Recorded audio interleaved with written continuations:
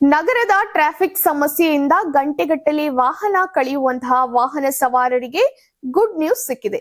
2028ರ ವೇಳೆಗೆ ಬೆಂಗಳೂರಿನ ಆಕಾಶದಲ್ಲಿ ಎಲೆಕ್ಟ್ರಿಕ್ ಫ್ಲೈಯಿಂಗ್ ಟ್ಯಾಕ್ಸಿಗಳು ಹಾರಾಟವನ್ನ ಆರಂಭಿಸುವಂತಹ ಸಾಧ್ಯತೆ ಇದೆ ಅಂತ ಕೇಂದ್ರ ನಾಗರಿಕ ವಿಮಾನಯಾನ ಸಚಿವ ರಾಮ್ ಮೋಹನ್ ನಾಯ್ಡು ತಿಳಿಸಿದ್ದಾರೆ. ಇದರಿಂದ ರಸ್ತೆ ಸಂಚಾರದ ಮೇಲಿನ ಒತ್ತಡ ಕಡಿಮೆಯಾಗುವಂತಹ ನಿರೀಕ್ಷೆ ಇದೆ. Electric vertical take off and landing ವಿಮಾನಗಳನ್ನ ಫ್ಲೈಯಿಂಗ್ ಟ್ಯಾಕ್ಸಿಗಳಾಗಿ ಬಳಸಲು ಯೋಜನೆಯನ್ನ ರೂಪಿಸಲಾಗ್ತಾ ಇದೆ. ರಸ್ತೆಗಳಲ್ಲಿ ಟ್ರಾಫಿಕ್ ಜಾಮ್ನಿಂದಾಗಿ ಪ್ರಯಾಣಕ್ಕೆ ಹೆಚ್ಚು ಸಮಯ ಬೇಕಾಗುತ್ತಿರುವಂತಹ ಹಿನ್ನೆಲೆಯಲ್ಲಿ ಕಡಿಮೆ ಅವಧಿಯಲ್ಲಿ ನಗರದೊಳಗಡೆ ಸಂಚರಿಸಲು ಈ ತಂತ್ರಜ್ಞಾನ ನೆರವಾಗಲಿದೆ.